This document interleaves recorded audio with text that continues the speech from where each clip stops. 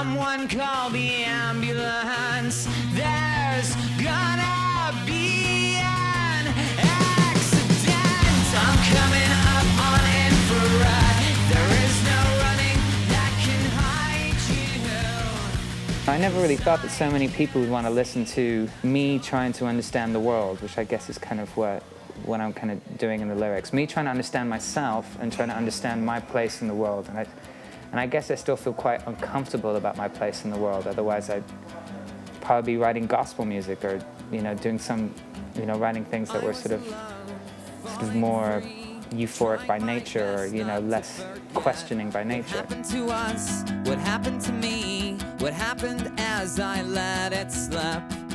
With this album, we kind of reached a point where the music is doing the talking, and it doesn't feel like we have to go out there and shout from the rooftops and just sort of just try to show off or try to impress people anymore. We kind of did that for a long time, and in the way that we dressed, in the way that we behaved, in the way that we were speaking in the press. It was really a case of, come on, man, just listen to us. We're not just this, but we're not just Pure Morning, and we're not just these transvestites, this faggot little band. We are a proper musicians, writing really good songs. This is another bunch of shots that we did which represent to us what we call the death of Nancy Boy, which is kind of, I think, kind of how we felt about this record, that we felt this record was quite a departure for us. And this is actually taken in Studio 2 of Rack, where we did most of the album. And it basically involved getting my friend Steve, who's a drag queen, to come to the studio, and then we bludgeoned him to death with a guitar. Quite morbid, of course, but it's kind of a form of catharsis for us, I suppose, to sort of kill what you're most famous for.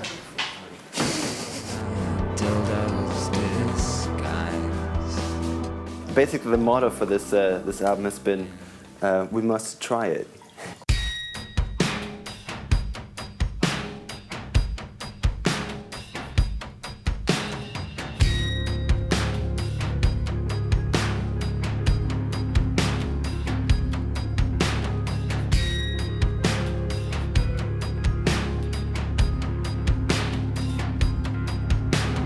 Well, the majority of it was done sort of within a period of 8 weeks. Then so it's, I guess, about 3 months recording spread over 5 months. This feels like us right now. It's like, we've said before, it feels like snapshots of us at that time in life. I'm so not interested in making records that take like a year to make or 18 months to make. You just kind of, you don't remember where you began. I think compared to the last one,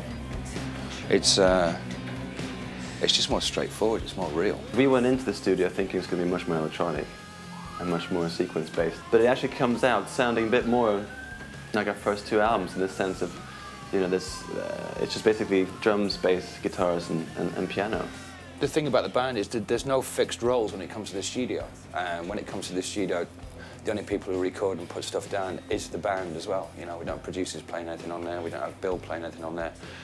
It's a 3-way thing, and it's still the nucleus of the band. It's a song that rules, and we'll try out every keyboard and every guitar on every song to see if something might work.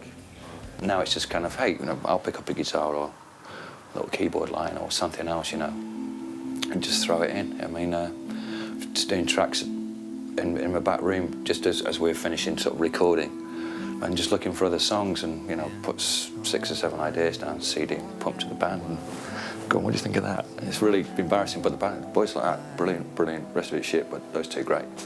And there's something, we start doing something, I think it just shows, an openness with each other, sort of confidence within each other, and an interest within each other.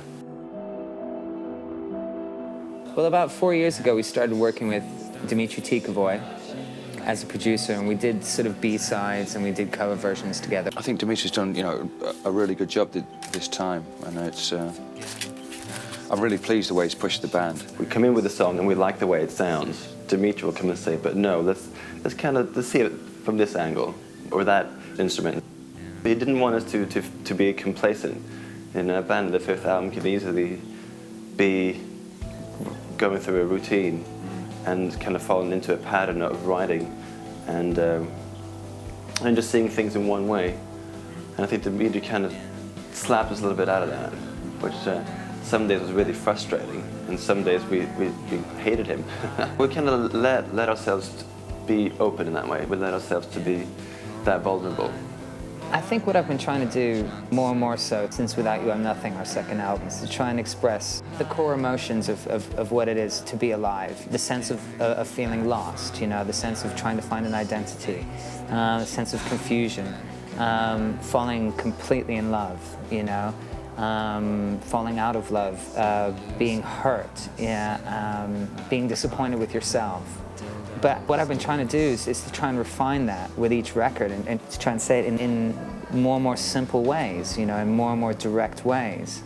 And perhaps the songwriting has gotten a little bit more sophisticated, but what's coming across is more simple. I've been trying to use less words to communicate grander themes. Strobe. Something we've pursued over the albums is to try and have emotional content, you know, rather than just a track. We write what we feel, and then we play that, and that's basically it. It's a conveying of emotion and a conveying of feelings. You know it's a good song if you can strip it down to a complete skeletal form and play it on one instrument, an acoustic guitar or a piano and a voice, and it still comes across, then you know it's a good song. If you can write a song and you have to wait 6 years for it to actually be recorded and mixed, and it still completely levels you, it still has a huge emotional impact on you, then you know you've written a great song. Once it's finished as a track, it's kind of done. You don't actually spend that much time with it personally. You just go through the whole process of making it come together. But you never really have time to sort of stand next to the thing you've made and go, hey, you know, and all this kind of thing. Essentially, it's just sort of taken away from you. And it feels now, it's like, it doesn't feel like ours anymore. It's kind of, it's out there now.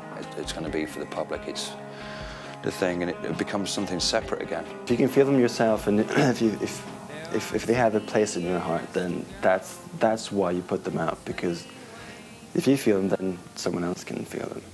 I don't know if you call it alchemy or whatever, just all the elements really coming together at the same time, you know, and at the right time, in order to make this what I believe to be our strongest record so far. And our most immediate record, our most direct, and the record that sort of hides behind things the least. I just want us to be important, really. And I think the combination of people in the band can achieve a kind of sort of language that a lot of people can understand around the world. There's a great deal of improvement to be made, you know. Can be tighter, can be better performers, you know, better musicians, better at connecting with each other when on stage. We want to go out there, we want to be the best fucking live band. Not just in Britain, but, you know, in the fucking world. Just keep to the right, mate.